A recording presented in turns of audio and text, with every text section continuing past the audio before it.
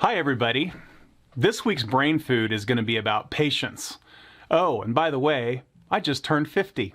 But more on that in just a second.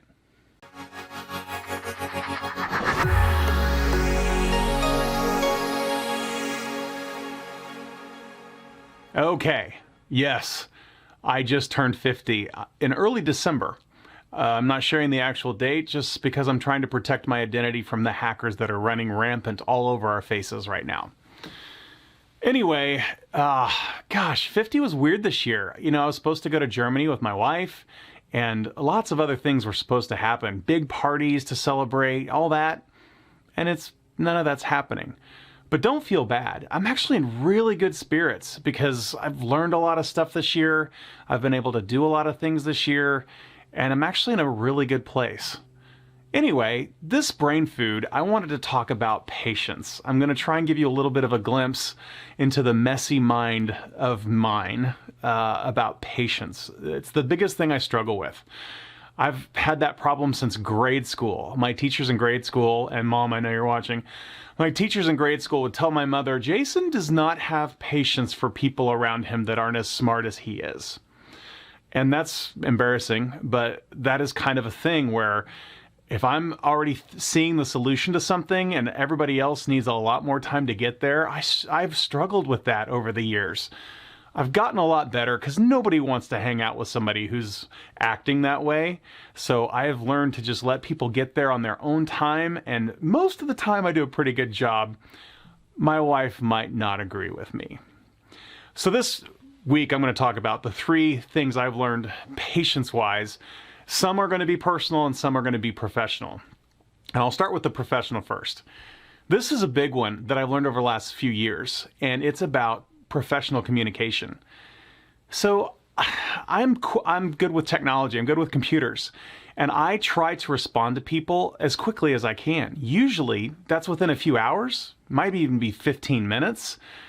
And the problem for me has been in the past that I would assume other people would treat my communications just as importantly as I was treating theirs. And that's just not the case, and it's completely unreasonable to feel and think that way. There are shifting priorities, and there are bad days, and there are times when I know people that have 200 emails in their inbox every day that they've got to deal with. And so my emails sometimes get lost in the shuffle. I hate that thing on text messages where if you read one, you can't mark it as unread like everything else in our world. You can either mark it as unread so you can get back to it later, but not with text messages. If you know of a solution for that, let me know. I would love to know if there's a solution for that. What I typically do is I copy the text message and forward it to myself as an email because I can use my email as a read later kind of thing. Anyway, so the problem for me has been assuming, like when I send a proposal out or I send an email out about next steps with somebody, and then it takes them 4 days to get back to me, it's like, well, they don't care, or they don't want to do business with me, or whatever. And that's almost always not the case. I worked with entrepreneurs that get back to me the same way I get back to them. And I've worked with people in large corporations that get back to me in 4 or 5 days because they've got multiple projects and the thing we're talking about isn't their number one priority right now. So I've had to learn patience and just let people get there on their own because most people will meet you in the middle and they'll get there eventually. That's what I've found with this communication stuff. It is good to follow up with people if they're not following up, because again, if they missed the text message because they read it and can't get back to it, or your email got lost in the shuffle or went into their spam folder, it's good to follow up in a different way than you originally contacted them. So if you sent them an email and they haven't responded for a couple days, might be good to send them a text message or call them or something like that, just to make sure that they've gotten your communication. All right, so then that was about the patience with people being responsive to communications. And that's helped me in my personal and professional life, by the way. So the next thing is going to be about patience related to potential outcomes. And this is a struggle. Oh my gosh, Trista's watching this right now. My wife Trista is watching this right now, and she's like, yeah, you still suck at it. Maybe, maybe not. She'll probably say you're doing better. You can ask her. Anyway, here's the problem for me. When I am presented with a new opportunity, whether that's a new business opportunity or an opportunity to go on a trip.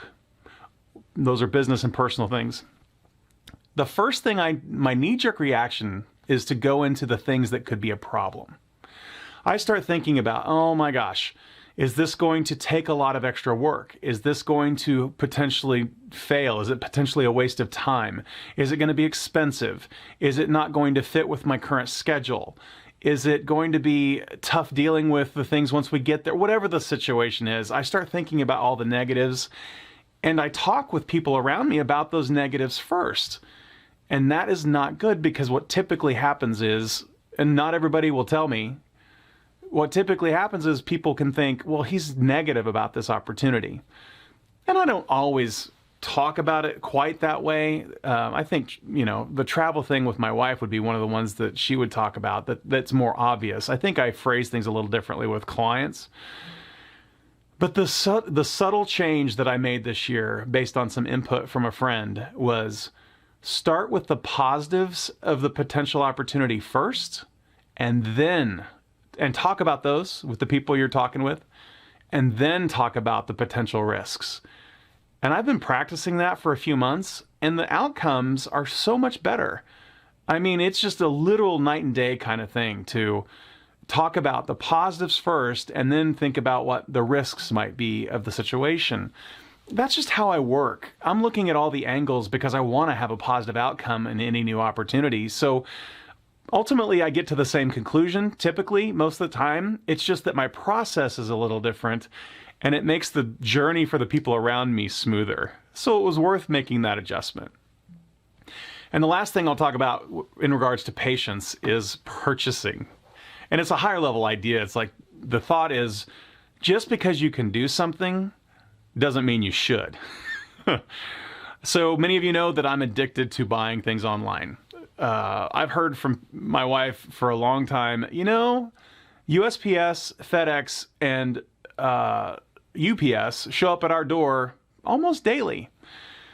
And what's interesting, in 2020, that hasn't been the case for most of the year, because I made an adjustment. And the adjustment that I made was, and the reason I thought I needed to make an adjustment is because I realized I knew the face of our UPS driver and would be able to pick him out at a grocery store.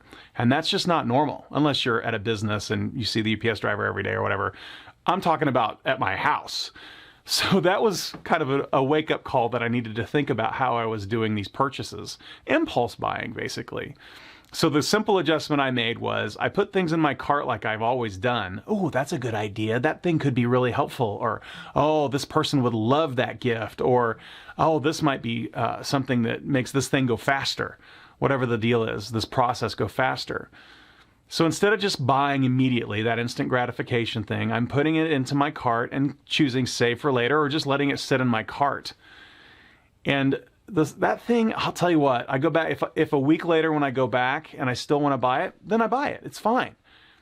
But half the time I realize I didn't need it, or I have a different solution. I figured out a different solution for whatever the problem was that thing was going to solve for me. So, and the other thing that's crazy about that is delaying that instant gratification, of course, makes you more thankful for the things once you do get them. I actually appreciate the things that I'm buying more, I've noticed over time now, just because I've waited on pulling the trigger on buying them for at least a week or so. And the more expensive the thing, the longer I wait. And I've had things in my cart that I would have bought before that I've not, and I can't believe it. I mean, I've saved a lot of money this year by adjusting that behavior. And so the patience part of that, since this is all about patience, the patience part of that is waiting to buy the thing. It's being patient and asking those questions. Do you really need this?